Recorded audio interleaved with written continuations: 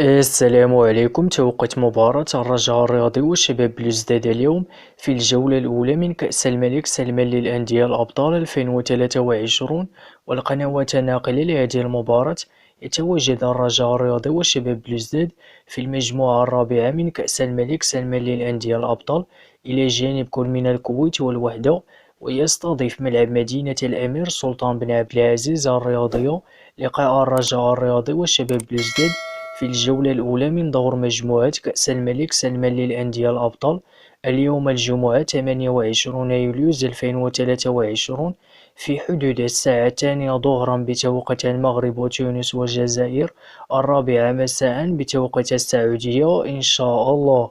وسيتم نقل هذه المباراة على قناة SSC واحدة الشدي بتعليق مشاري القرني.